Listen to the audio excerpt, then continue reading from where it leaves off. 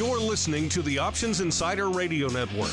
For more quality options programs, visit www.theoptionsinsider.com or search for Options Insider Radio Network in your podcast provider of choice. Listeners can also access all of our programming through our mobile app, available in iTunes and on Google Play. Don't forget to follow along with your favorite programs and submit your own questions for the hosts at twitter.com/options, facebook.com/theoptionsinsider, or via questions at theoptionsinsider.com. And now, it's time for the show that breaks down the options market. From unusual activity alerts to market analysis, strategy overviews, listener questions, and much more. If it involves puts and calls, then our all-star panel will break it down. It's time to hit the option block with your host, Mark Longo from the Options Insider Media Group, and co-hosts Uncle Mike Tussaw from RCM Asset Management, Andrew the Rock Lobster Joe Vanazzi from OptionPit.com, and Mark the Greasy Meatball Sebastian from OptionPit.com. And now, get ready to hit the option block. All right, everybody. That music means it's time to rock out with the option block, everyone's favorite, pretty much your only choice for bi-weekly options news and information and fun and education and hilarity and all sorts of other goodness. Check us out. If you like that kind of stuff, every Monday and Thursday. You can even hit us up live, 3 p.m. Central, 4 p.m. Eastern, via Mixlr, Mixlr. I know you like the podcast. We're okay with you. We like you guys. Podcasts are still our bread and butter, but we know there's a hardcore element out there who likes to have it immediately injected into their trading veins. And for those of you out there, the Mixlr feed is the place for you. Grab it once, set it, forget it, or follow us over there in the old Mixlr app, and that'll work as well. You'll get notified whenever we go live. This show and a lot of other shows we do live there as well. You get them all via the old Mixlr feed. And of course, however you listen live after the fact, make sure you hit us up. Questions, comments, insights, pearls of wisdom. I'm sure you guys have a few about what's been going on, and you guys have not been reticent to share your opinions on many various market developments of late. We'll see if we can get to it. I always know something's going on when all of a sudden our Twitter just starts blowing up. And then I say, oh, what's going on? Oh, SVXY cutting itself in half. Oh, this, oh, that. You can always rely on our audience to be that proverbial canary in the coal mine to say, something is afoot. Maybe we should dig a little bit here. So all sorts of good stuff. And helping me digest all this goodness and just madness out there on the old street. Today, let's spin the old option block all-star wheel. Let's see who we get. Oh, first off, we are all the way out, once again back in the hinterlands of Maine. Hopefully, he has dried his tears over his now dry ice rink so he can join us with full gusto here on the program. He is the Rock Lobster himself, Mr. Andrew G. from OptionPit.com. Mr. G, welcome back to the show, sir. It is good to be back in Option Pit Land, and it's not that my ice rink is dry; it is just melting like a sad cocktail. A very, very. You know what it is? It's like a gin and tonic, and just all your ice cubes are melting away. That's what it is. Speaking of melting and just all sorts of improper fluids, I just spilled my beverage all over my desk here, so I'm going to toss to Uncle Mike while I attempt to clean that Uncle Mike up. Uncle Mike, welcome to the show, sir. Aye, that is not a fun thing. I've had such a thing happen to me in the past, and hope you get that cleaned up. But good to be here today.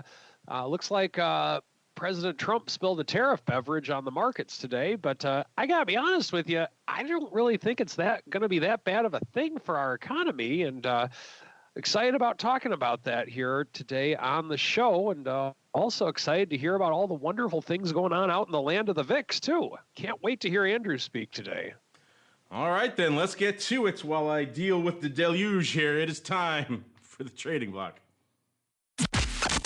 It's time to break down the latest topics, trades, and trends in the world of options. It's time for the trading block.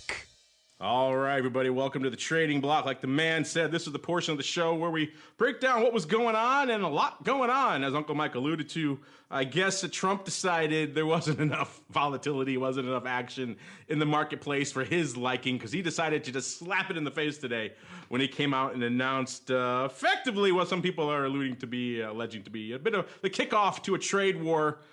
Announcing some tariffs on goods like aluminum and believe steel and a few others out there. And of course, that's bound to provoke retaliation. I mean, anything tariffs always do. At the end of the day, tariffs usually the consumers are the losers at the end of the day. So not usually many winners in a trade war. So that, of course, spooked the market, send us down into a tailspin off nearly 2% at one point there intraday. Looks like towards the end of the day, getting at least a good chunk of that back. S&P only off a little bit north of 1% to close the day. The Qs and the Dow, a little bit more of the laggards of the bunch, off about 1.6 and about 1.5%, respectively out there. And of course, all of this means Trump just blew the doors off my VIX prognostication. You know, I was looking pretty good. I think I was around a 16.5, 1675, somewhere in that range. I was looking pretty good most of the week. And then Trump decided that's not going to do and had to blow up my prediction. Still, we got another session left, so we could see cooler heads prevail out there. But still, interesting stuff. Now, if you gentlemen don't mind, I shall return to preventing my system here from having a complete meltdown due to water loss while you guys regale us with what caught your eye. Let's start with Mr. Rock Lobster, because Mike's interested in what you want to know about the VIX. So what caught your eye in the VIX today, sir, and other market activity?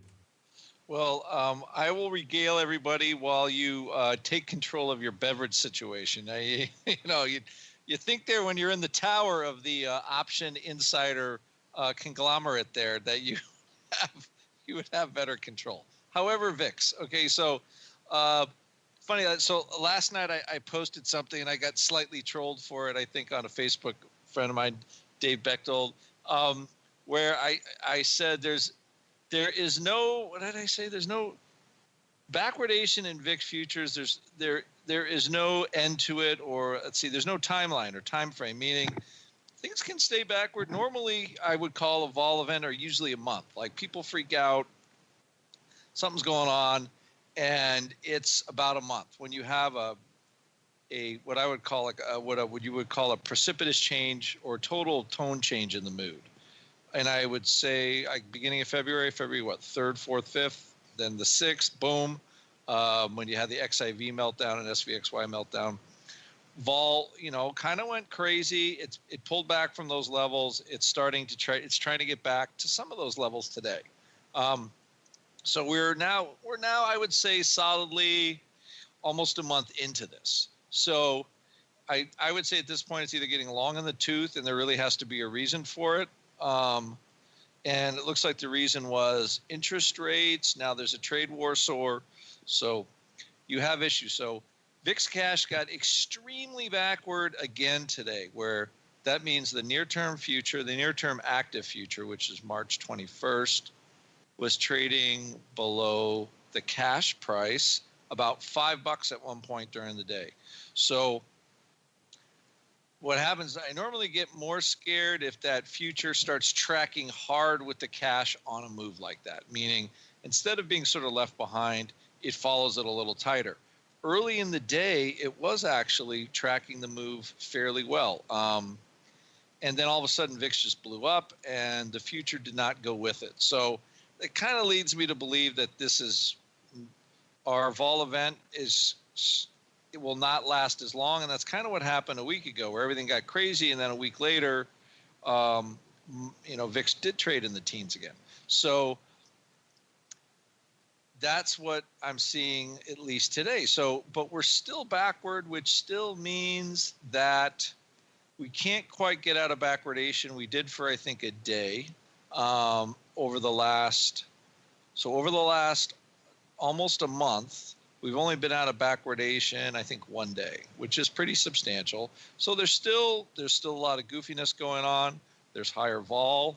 For people that like the vol products like VXX, since there isn't much left anymore, everybody's sad about UVXY and SVXY. I guess that'll probably be a topic for vol views tomorrow if we don't get to it here. But those products are going to have a harder time. UVXY and VXX, if you're a put buyer, it's just you got to wait a little bit. Although I did start looking at some puts here. But what I will say is volatility in those products today is much less lower than it was on February 6th. So a trade I was looking at, same strike, about the same amount of time to expiration. Puts that were trading for $3.50 on the 6th are only trading for about $1.25 today. So that's the difference between almost 200 vol on that day and around 100 vol today in the contracts I was looking at. So I think from that point of view, VXX as a product, as a trading product, to range or to buy puts or buy strangles or something, looks pretty appetizing relative to the moves that we have. Again, 10% move today is 160% vol, and that's not nothing to smoke at. So when you're looking at 100 vol for options and ways to kind of reduce that cost, VXX looks pretty appetizing. So I don't know when this movement will stop. I think the movement is relatively inexpensively priced, at least in the vol products right now. So in my vol newsletter, I'll be putting that out as a trade tomorrow. Mostly we just spent time unwinding long vol positions in there the last couple days, waiting for their version back. So for what we've got going on, there was still that reticence of the futures to kind of clip with the cash, to move with the cash all the way up. So it would not surprise me if all was a little lower next week. If VIX was back to 19, wouldn't surprise me hugely, and things would drop into. But we're still going to be at, I think, a little bit of this pitch, because again, Trump's saying he's signing these tariffs. Our foreign government's going to come flocking tomorrow, like, we want to improve the trade deals or something like that, which I have a feeling this might be part of that. So, but, normally with volatility, when you're already at a higher vol, I think of vol in threes when you're trading. So if you have three unconnected events that are what I call, that take volatility and it kind of throws a monkey wrench in it. So, when we had the Fed kind of smoothing interest rates, that took a lot of volatility or a piece of volatility out of the market. Now the interest rate thing is kind of always there. So that will probably push vol. Your average vol will be a little higher now that we have some more interest rate volatility. You throw on the on again, off again Russia thing. That's another thing. Now we add a trade war to this. So all of those kind of things, as you pile them on, it just makes things just slightly more volatile, the future slightly more unsure. There was some more kind of deficit busting ideas with family leave, all that kind of stuff. That's all those in general are add to the volatility, don't subtract. And then when you have a few of them at once, all of a sudden, what everybody just thought was kind of okay, it all goes away. So basically, too, that means is, there's flow every day, and all of a sudden now all the bids kind of go away. It takes a little bit longer to get something done, and lo and behold, there's a little less liquidity, and the market starts to move a lot. So that's what we got. But at least from the movement today, it wouldn't surprise me to see fall lower here next week than it is right now. But I think a lot of that might be on how, all these, global leaders, how the kind of trade thing works out. They start really throwing knives at the USA on all this, or, I'm sure it'll go to the WTO anyway. So, but we will see. But from a vol point of view, I do think vol and the vol options in VIX and VXX, SVXY has kind of become sort of a dead puppy now because they killed it. They killed it twice. And so really from a vol product, I'm just looking at one. And that at least is the vol picture for me. I think those products are cheap relative to the moves right now. So that's where the action is. Thank you for that, sir. I heard about half of it. I was, again, busy mopping up. I think seems to be settled down. It's fun hosting the show standing in a puddle, though. That's always keeps you on your toes, literally and figuratively, in this sense. But everything seems to mostly have survived. I think I need to be like my little guy when he was small. I just need a sippy cup when I'm in the studio. Maybe I'll have a rule. Sippy cups for all. Even Sebastian, when he's in here drinking all of our beers, that he can have it in a sippy cup going forward. That's probably a good rule for him in general. All right, Uncle Mike, while I'm finishing drying up here, what caught your eye? I know you've been buying a lot of out-of-money call premium of late, which is something that caught a lot of us by surprise. You degenerate call buyer, you. Did all these downward moves give you a chance to do something with all that fun upside premium? Oh, I did all sorts of stuff today, and yeah, it was an interesting day to say the least. A couple things that caught my eye. I mean, let's talk about the tariff to start with. I really don't think this should be that much of a surprise.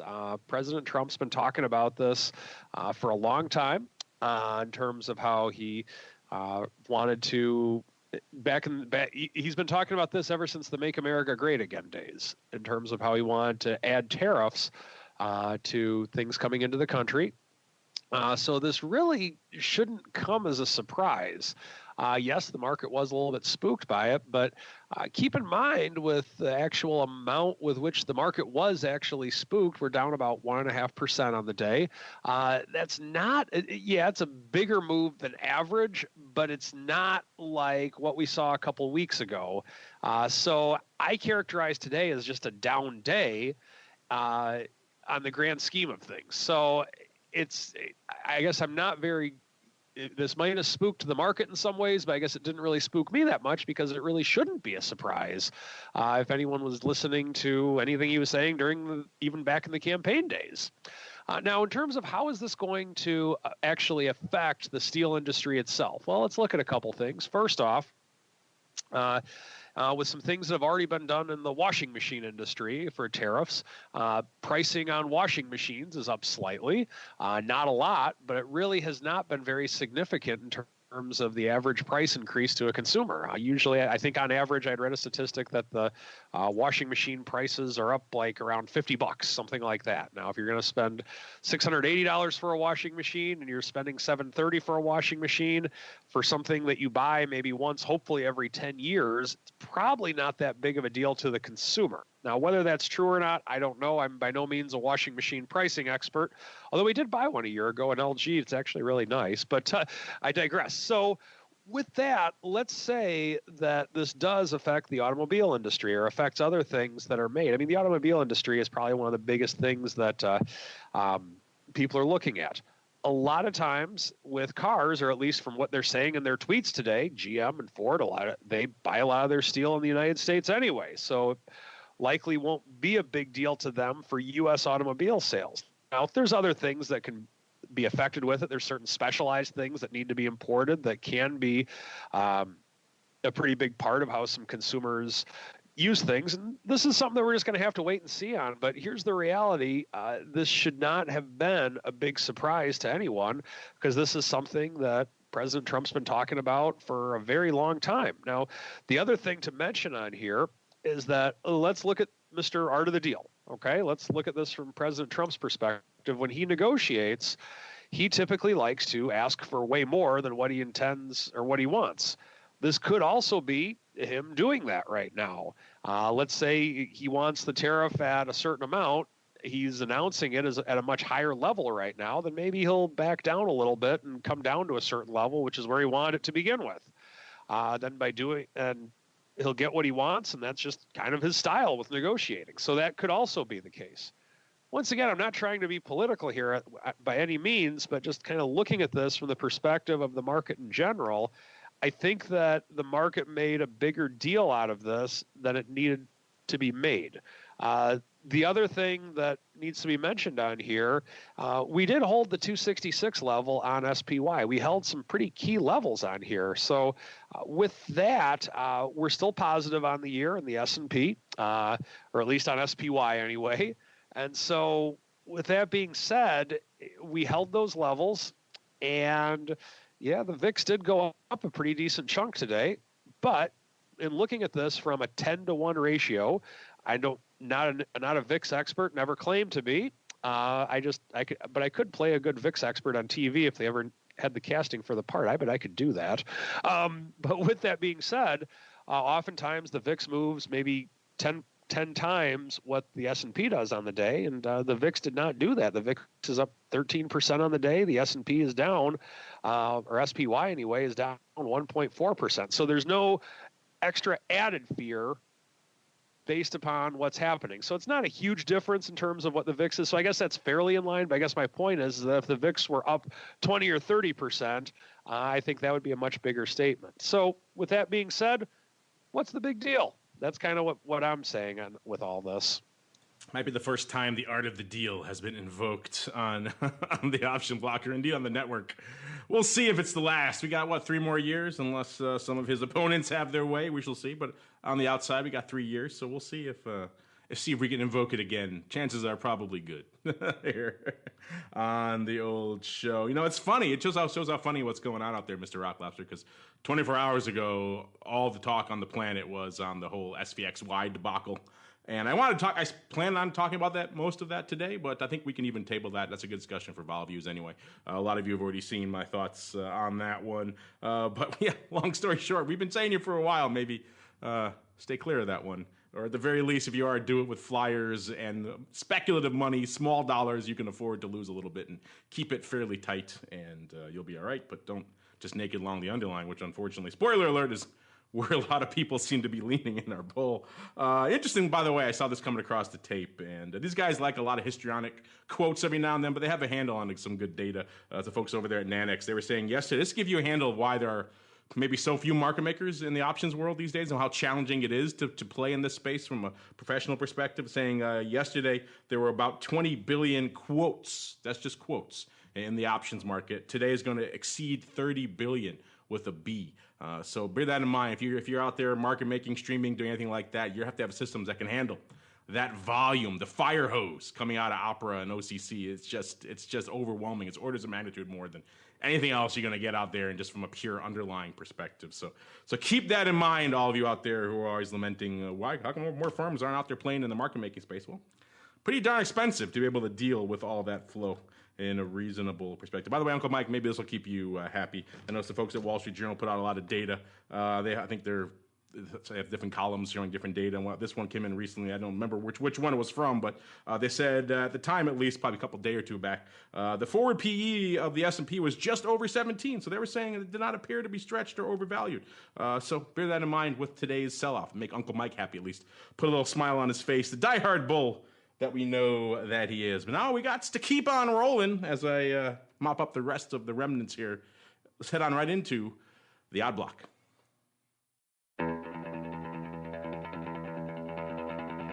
It's time to break down the most interesting, unusual, and downright questionable options activity that's been identified by theoptionsinsider.com.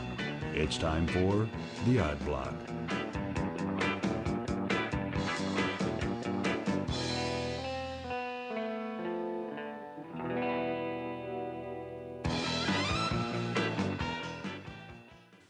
Everybody, welcome to the Odd Block. This is indeed the portion of the show where we break down some of the weird, the wild, the wonderful.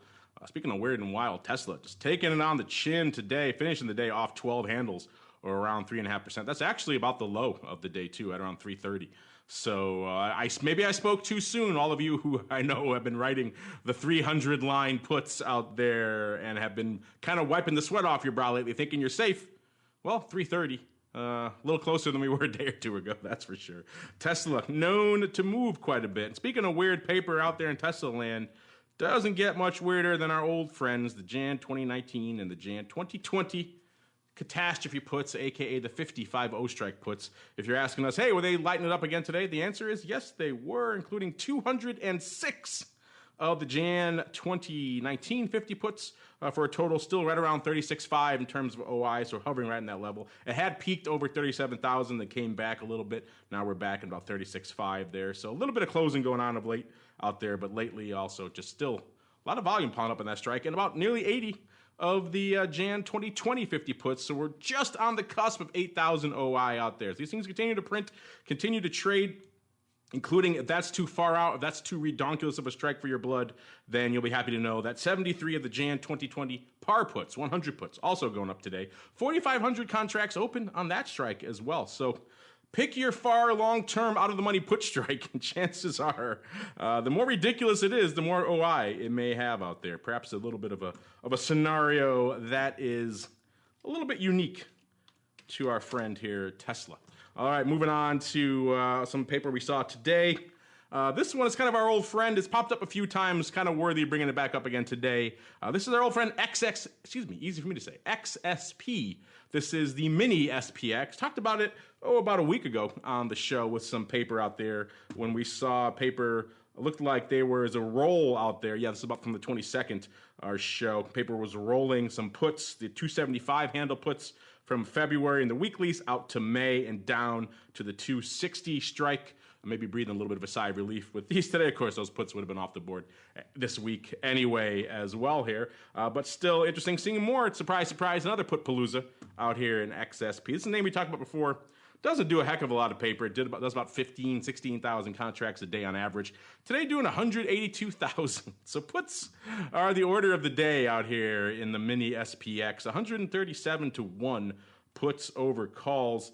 And it was kind of a take your pick, a smorgasbord here of puts here going up. The biggest trade out here, just by a couple of thousand contracts, a lot of size put trades out here today, were the 262 puts going out on March 29th. So these are the final week out there of March. 47,000 of those going up near the offer for about 368.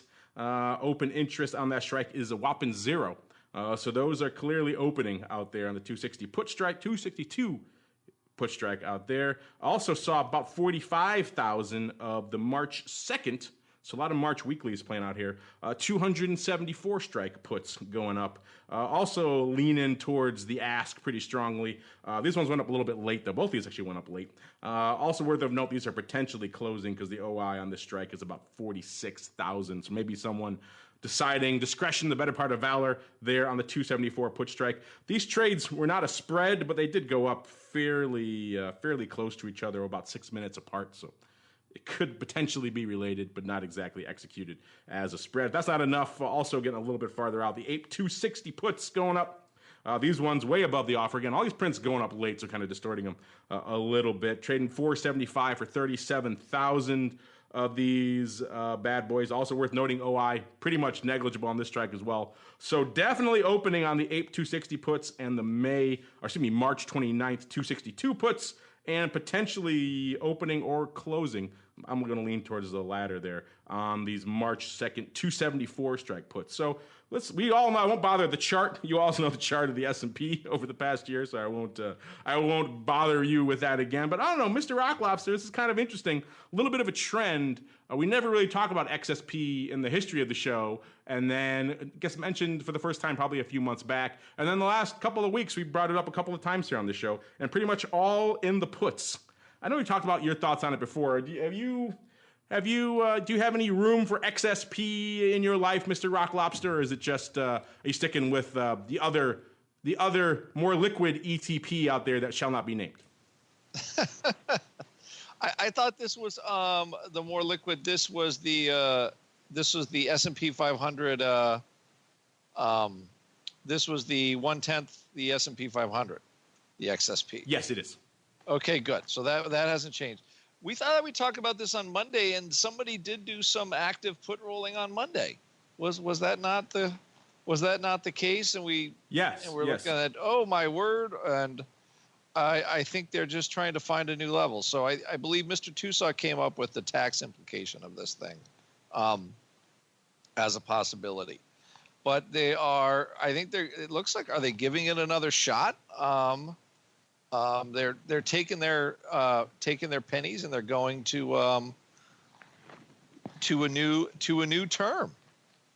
It appears that is the way they're okay. We're not gonna. It's a little too close for comfort right now, and it looks like we were trading 277 SPY on Monday, right? Or 278. Yeah, I think, it seems like a ridiculous strike, but it was just a couple of sessions ago. Yeah. Yeah. So anyway. So I think it was I think as far as I can tell, it looks like their rolling they did was pretty dang handy, because they would have been absolutely and totally run over if they didn't roll when they did. At least they've got a little bit more out of the money gas at this point. So I just think they have that rule where if their short put gets too close, they just roll out to a farther term and live to fight another day. So I think they're in that category, just living to fight another day. Speaking of living to fight another day, a lot of people thought maybe the steel industry on a long, slow death watch. Everyone's embracing synthetics and other materials. The demand for core steel, perhaps not what it was, shall we say, back in the heyday of the Industrial Revolution. And today's news, you might have thought, well, perhaps this would squeeze them a little bit. Trade war is usually not good for business. But U.S. Steel, by the way, one of my favorite symbols out there, X. It just cracks me up. X for U.S. Steel. Always brings a smile to the face whenever I see that. Actually closing the day up fairly strong, up about nearly 6%, or about 2.5 handles to about 46 and change. Got as high as 47.64 intraday. So apparently the threats of a trade war not spooking the folks over there at U.S. Steel. It's a name that actually does pretty decent volume, about 46,000 contracts a day. So for a typical odd block candidate, that's extremely robust. That's at least 10x of what we usually see on a lot of these names, if not more, if not 100x on some of these names. Today doing 4x that, doing about 186,000 contracts out there. Surprise, surprise, calls leading the dance, about 2.5 to 1 out there when the stock's up 6. At some point, about 8% intraday. You're going to see a lot of call activity out there. We highlighted a few. There were a lot. You kind of pick your poison out here. A couple kind of catching our eye. The biggest trade out there today, the 850s going up 7,000 times for $1.89. Paper hitting the bid. Marked as buy right. We've discussed trade tags before. Maybe it's time, Mr. Rock Lobster, for a little bit of refresher on those as well. We'll get to that in a second. As well as also looks like perhaps a bit of a vertical. The 850s and the 848s both going up, $1.34 for the 50s and the $1.88 for the 48s. Both of those tied to stock 2,500 times.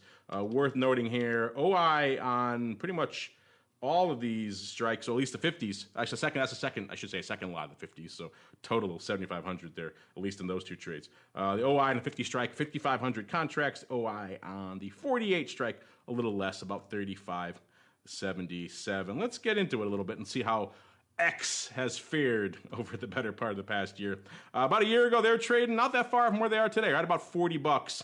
And it was an interesting year. They dipped down to shy of the 20 handle back in May. So that was kind of their nadir of the year. Then they kind of spent a lot of time slowly rebuilding up to about 41 again when they got their wings clipped in their last earnings just about a month ago. Dipping back down. Oh, how low did they get here? Back down to about 30 again. And then slowly building back up until of late, kind of rocketing it up in the last few sessions here. So U.S. Steel has kind of been all over the board. Mr. Rock Lobster, what make you adjust these calls? And maybe let's start before we even do that. Let's give our listeners a refresher, because it's been a while since we've discussed trade tags up here. What does it mean when they say, oh, it's a buy right, Mr. Rock Lobster? Are you trying to throw me an easy question in the hopes that I might screw it up again? Is that actually? It's always my hope that you knock it out of the park, because then it makes for a good show. But if you stumble over yourself, it's also not the worst thing either. So I win either way is what I'm saying. If I stumbled on this one, even though I wrote up what I thought was a fairly nice piece for you on the Option Insider Radio Network about trade tags, buy right is going up with stock. Now, you would think it would be a buy right, meaning long stock, short calls. But in this modern day of crossing stock and options, it mostly means, or it can mean, just tied with stock. So in this case, just looking at this particular trade, is how much stock went up against these April 50 calls and where somebody might have spread against it. Now, it does look kind of curious on the face of it, if the buy right was connected to, because everything went up kind of at different times. So, but it definitely looks like somebody is interested in, riding the April 50 call and purchasing some stock. and adding a little gas to everything. So taking their, initiating a trade at this level and wanting to sell some stock against it. So buy right, generally stock and options, doesn't necessarily mean 1-to-1. It can be a ratio. And in this case, I was just looking at time and sales here. How big the ratio of stock was. So we'll take a look. Did they do it 1-to-1? Did they do around 700,000 shares or not? Is the question. And it looks like, let's see if I put that other print up here. And it looks like they did it on a ratio. They did it about delta, actually a little less than delta neutral. So it might have been tied with those other option trades. Because I'm only seeing prints of about 150 and 250,000 shares going up. So it looks like it's on some sort of a delta neutral ratio, which is kind of popular with funds. If your call's a 30 delta, if you buy, you trade 1,000 calls, that would be 30,000 deltas, and then you go buy 30,000 shares of stock, and you have that little ratio trade, and they manage the short gamma by just adjusting stock if they need to or something like that. So that's what it looks like. I think they're taking the great rally in steel stocks from the president and his West Wing advisors, and they are front spreading steel against it. That's what the trade appears to me. There you go. Check it out. If you never got a chance to read that article as well, it is a good one. Actually, it's a two-parter. We split it up in two parts. There were so many trade tags to demystify. I just tweeted out the link for it again. Listeners, you can go check it out at the Options Insider. After, or even while you're listening, if you're streaming live, we'll allow that. No big deal. You can read and listen at the same time. We encourage you guys to take full advantage of the info here on the site. All right, last up on the old odd block here. Another one of the good ticker column. This is Salesforce, ticker symbol CRM. A little cleverness, that of course being their main product over there at Salesforce. Certainly better than X from a product logic perspective, but that's a conversation for another day. Mr. Rock Lobster knows how I feel about suitable tickers. Closing today at 119.43. Good day for them as well. They're, of course, post earnings up nearly 3% or a little over 3 handles intraday. It's a name that does about 17,000 contracts a day. Today, sorry, I'm getting distracted by our show chat here, listeners. 17,000 a day today, doing 93,000 contracts, about 2-to-1 calls over puts. I need to stop reading my chat intro show here. So a lot of action out here in good old CRM in particular.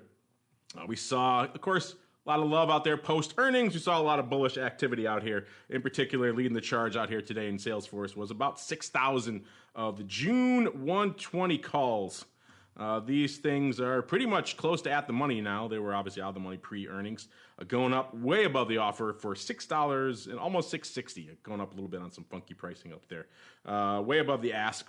Clearly opening OI a little bit shy of 2,000 contracts on that strike. So it seems like somebody's got to have it here on the June 120 strike. Also saw some size bullish paper out there in terms of blasting out some par puts. It was the AUG par puts, paper taking advantage to sell those for $230, doing that about 2,500 times. Also on the buy right tip and also opening out there as well. We already discussed buy rights, what it means from a trade tag perspective. I won't make the Rock Lobster dance through those hoops yet again. OI, like I mentioned, negligible, about 300 contracts out there. So people obviously feeling the bullish love out here for all things CRM. Interesting year it's been for Salesforce. They kicked off the year right around 82 and then have slowly kind of rally ho mode till pretty much they're at their 52-week high right about now here, right around the 120 level here. And clearly, Mr. Rock Lobster, the bloom is on the rose here for Salesforce. People liking the 120s, people not afraid to blast out the par puts, even though those were, in the money just, a couple months ago. So yes, interesting stuff. What make you serve all this bullish fever here in Salesforce? Salesforce to me is kind of Amazon-y, where I know everybody loves the company. It has good press.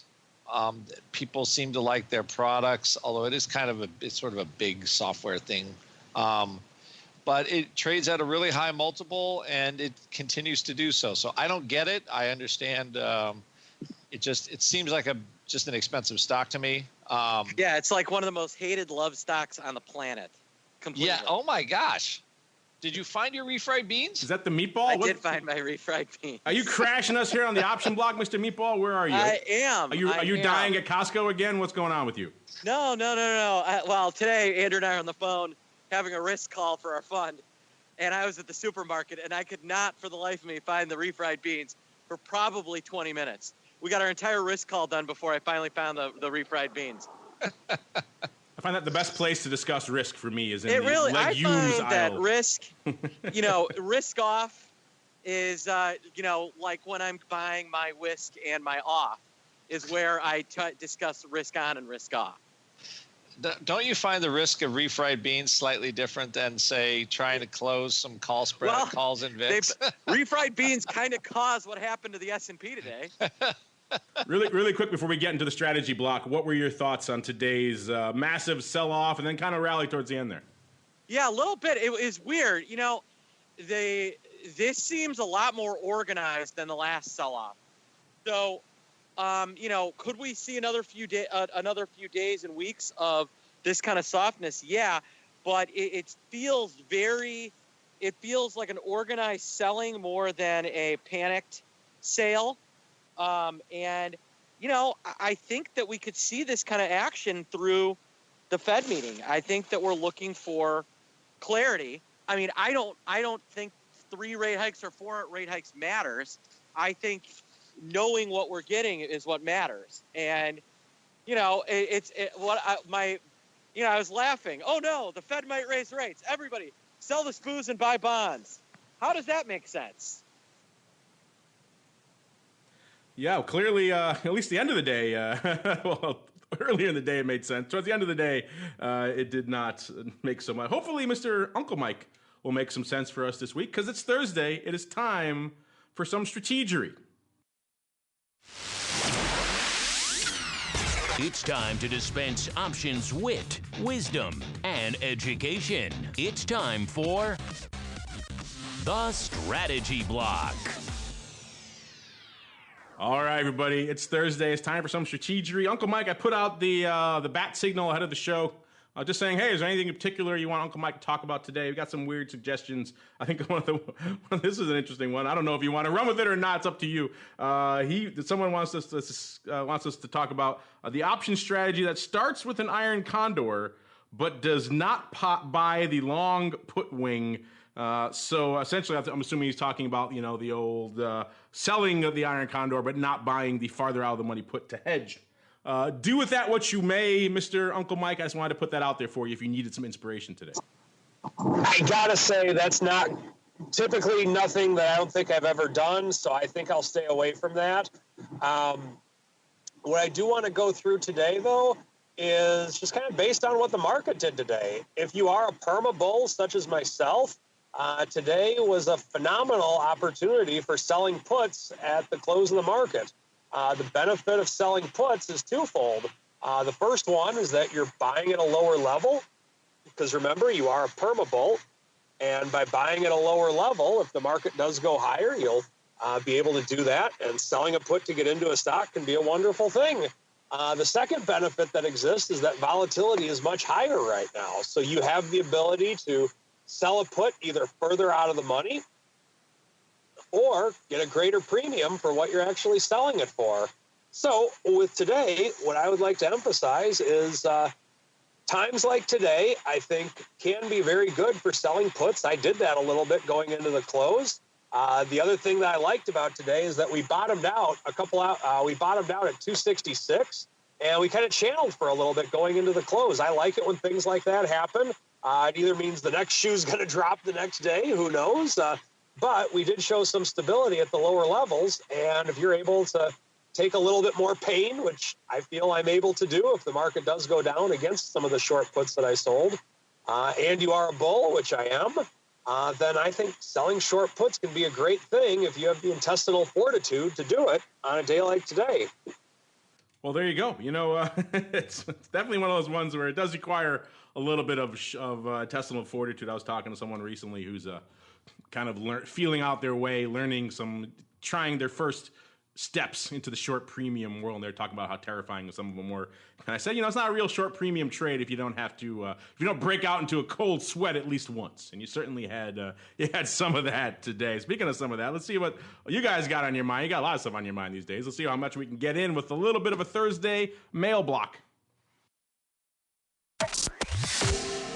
It's time to take your seat on the All-Star panel as we read your emails, tweets, Facebook messages, website comments, and much more. It's time for the Mail Block. All right, everybody. You guys had a lot of things on your mind. The last day or so, it's very much been the whole SVXY debacle. I think we'll spend a lot of time talking about that on VolViews tomorrow. So we won't get. I had planned to spend a lot of the show on that today, but hey, trade wars tend to trump, pun intended, those sorts of things. But that said, we asked you guys if you remember right after the whole meltdown happened back in the beginning of February and XIV imploded and it seemed like SVXY was on shaky legs. We asked you guys, hey, what do you think? What do you think? Do you think it will survive 2018, this product? And your audience was exactly evenly split, 42% each for yes and no, and we had some other category in there that took the rest. So the people were evenly split on it. So, of course, the big news coming out in the last day or so was that it is now a different product. It is now a half inverse VIX product for all of you out there who were clamoring for such a thing. And so we asked you, do the recent changes to these investment objectives, I know a lot of you aren't thrilled about it. Do you think that's changed your outlook? Do you think SVXY will survive in 2018? So I'm going to make you guys guess two things. First, I'm going to make you guys guess what people thought on that poll, yes, no, or I'm just completely done with inverse VIX in general. And our real question of the week that we asked at the beginning of the week was also timely about SVXY.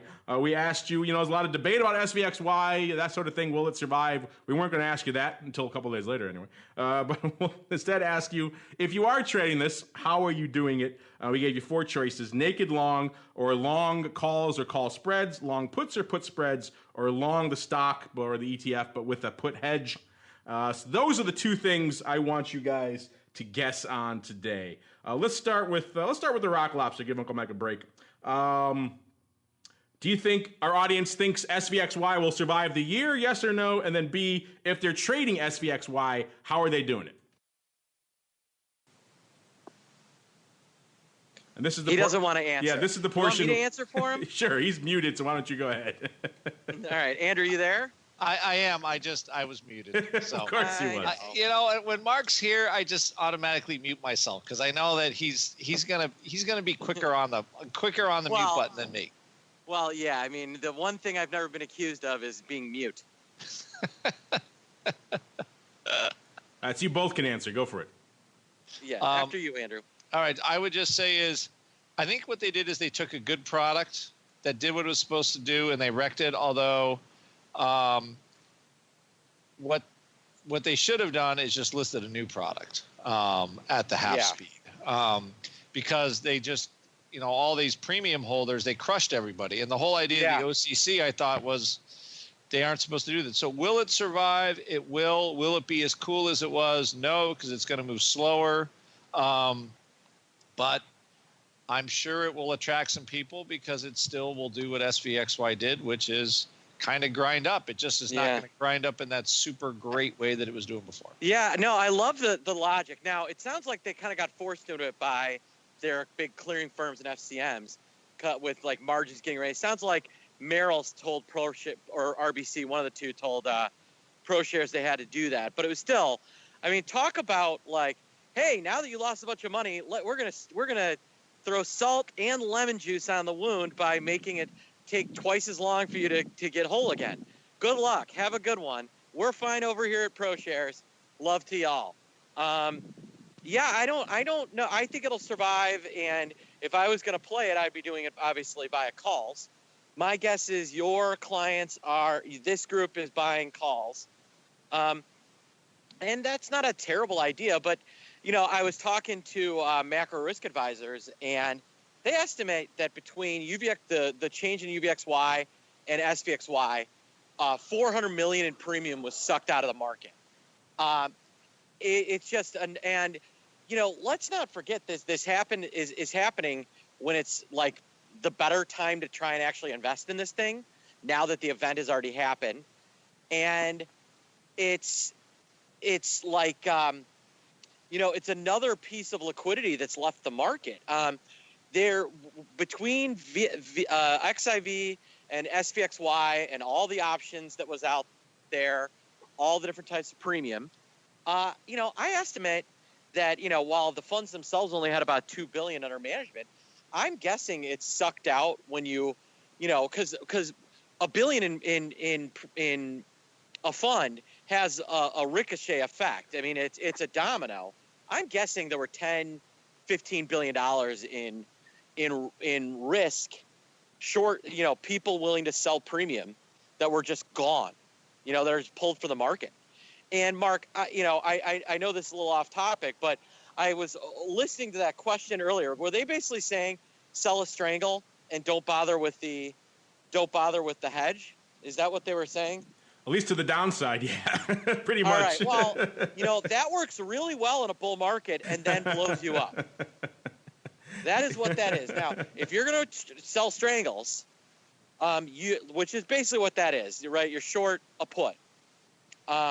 You better be willing to take delivery, willing to eat it, or you better have some really good risk management when it goes in your face. Because what will happen is you'll sell that out of the money put, and you'll make money like everybody did 60 months in a row. And then when it blows up, it will lose 40 or it will potentially lose 40 months of profit if you don't take care of yourself.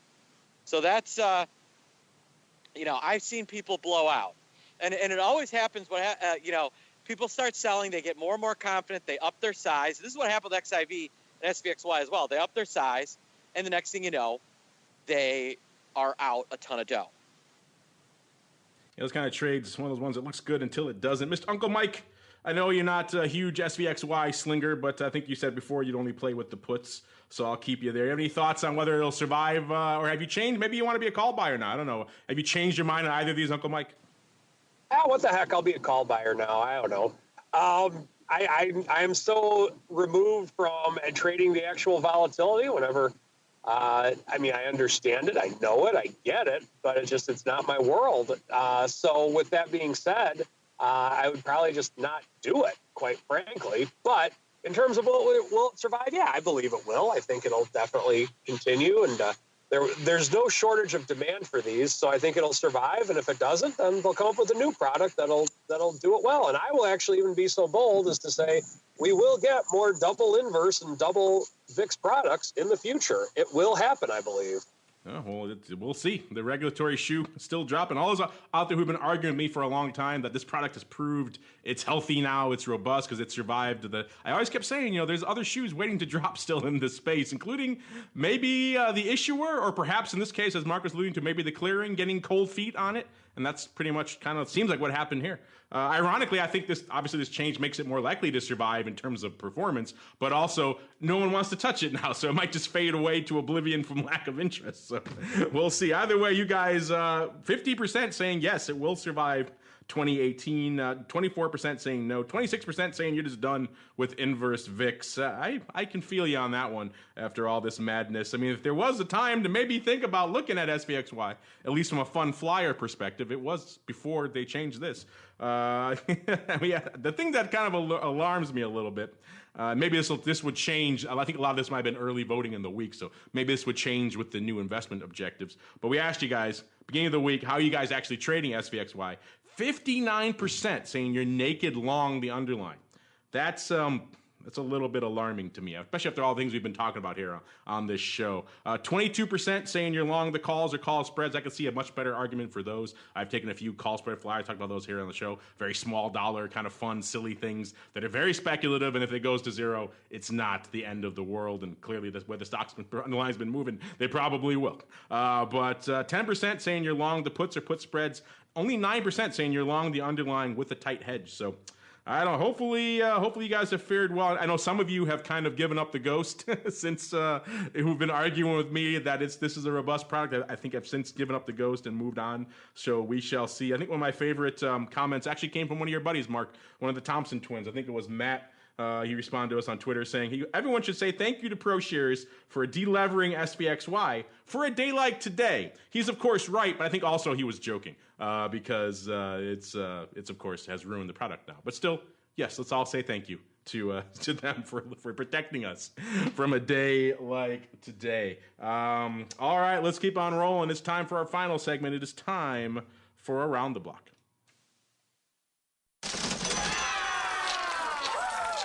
It's time to tell you what we'll be watching on our trading screens until the next episode. It's time for Around the Block. Mr. Rocklopster, you like this? We got the Flow Master, Henry Schwartz from Trade Alert over there in the chat, and he's suggesting we talk about the Salesforce June 120s, which, surprise, surprise, we already did. So everyone's got their eyes on good old CRM here on the old show. Speaking of what we have our eyes on, a lot of things to watch, of course. We appear to be in the early stages of a trade war, or perhaps not. If you believe what Uncle Mike was saying at the top of the show, maybe calmer heads, cooler heads will survive. So obviously keeping an eye on those rare macro events again these days. Still are a little bit of earnings. We didn't get a chance to get to it. Gap after the bell. No idea how they're performing. Tomorrow, the kind of the bellwether of retail distress, a.k.a. JCPenney, coming off before the open tomorrow. So if you're still playing in that sector, maybe one to watch. But aside from that, let's go back around the horn. Let's start with Uncle Mike. You're talking us off the ledge of the trade war. So what are you keeping your eye on for the rest of the week, sir? The trade war, of course, want to see that. But the other thing to add to that is that we're right around where we opened the year at on the marketplace. So I want to see by the end of the day tomorrow, we're either going to be positive on the year or negative on the year. And curious to see that in terms of focusing on the numbers. I think tomorrow is a key day to see whether this was something that was really overblown, or to see whether maybe there's more shoes to drop, and time will tell. Time will tell. Mr. Meatball, what are you guys watching, aside from your refried beans allowance? What is on your radar for the rest of the week, sir? You know, I'm looking for whether the market is going to crap the bed tomorrow. And, you know, we've got the trade war, lots of fun stuff. So, I'm looking for. I don't feel like this event is going to be that long, but I don't think it's over yet, and I think we may have another trip to like a 25 or 30 VIX before all is said and done. Interesting, Mr. Rock Lobster. Anything to add there, sir? In addition to your delicious Mexican bean recipes you guys are cooking up over there in the land of the pit. Yes, he did give me a Mexican bean recipe, believe it or not. When I couldn't find the beans. He told me, well, why don't you just make them yourself? Here's my recipe, and went through the whole recipe. Did he perhaps say you're full of beans, huh? There you go. He said use not bad, huh? Use a little extra cumin for flavor. I go to for all my Mexican cooking, I go to Maine. That's where I hear the best is, you know. Yeah, you laugh, but if I made you a lobster taco, you would not laugh. You would be bowing at the altar of the Maine lobster taco. I'm just telling you. The Morocco. The Morocco. I think I kind of on a page with Mark. I think we could see another pop in vol. However, I think if this is all kind of a pashuti, we are probably going to see a lower vol next week. So we prepared for higher vol, but also prepared that it does not materialize. And like I said, it's because that one March future did not track as hard to the cash as you know the breadth of the sell-off looked at one point. So it was kind of buying it wasn't just quite buying that big sell-off that when it was down around 2%. It was sort of, but not really. So I'm going to kind of be like a Tusaw though, and I'm going to go hunting and looking for bargains basically. So, and really in the queues, I know it sounds weird, but if it's not broken, don't fix it. So let's keeping the same idea going.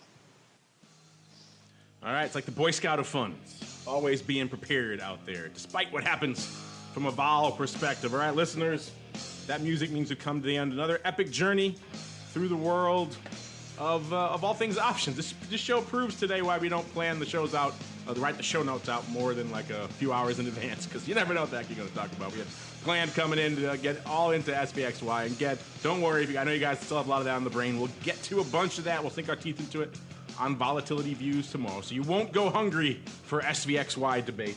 I promise you. But before we go, let's go back around the horn. Let's start with Uncle Mike. Uncle Mike, if I want someone to maybe babysit my portfolio during times like this, perhaps roll my calls or roll my puts for me while I get a good night's sleep, where should I go? What should I do? By all means, give me a call. If your financial advisor is putting his fingers in his ears going, la, la, la, la, la, and days like this, if you want a financial advisor that is on the prowl looking for opportunities because volatility is higher and looking to sell some puts or do something, by all means, give me a call, 312-212-3531, or shoot me an email at mtosaw@rcmfs.com. There you go. Sign up for the man, then he can get a nice, much better speakerphone there, or perhaps a nice headset. And then we'll all be the better for it, listeners. So sign up for him, and then he'll go out and do just that. And also, the dynamic duo of the land of the pit. So what are you guys working on? Is the new vol fund launched, and what's cooking in the land of all things option pit? I don't know if Mark was, but yes. Yeah, the new fund is launched. We got lucky in that we had trouble getting the wire to our clearing firm, so we've been unable to sell a put, and we wanted to start Friday. So we wanted to start, on Monday, and we kind of lucked out. So we're going to be executing. We're going to be in a pretty good spot here. Andrew, we're going to be doing I'm doing a webinar tomorrow on Saturday, and I'm going to be talking about our next Saturday class, which is going to be on weeklies, and then Andrew has this ridiculously awesome, crazy cool letter that he's worked on, and I'm going to let him talk about his lettering. My lettering, a vol newsletter. What are we doing this week? We were selling our long vol. We're teaching people how to trade volatility. It's an actual newsletter where you can trade the ideas. I do once a week live class to teach people about vol and the vol products specifically, all the weird strangeness. And we have a really nice start, and I hope it keeps going. So yeah, if you're interested in actionable ideas around volatility, then the letter is for you. And it's not just buying VXX puts, or UVXY puts and waiting for everything to go down. There's an actual thought. There's an actual thought in it.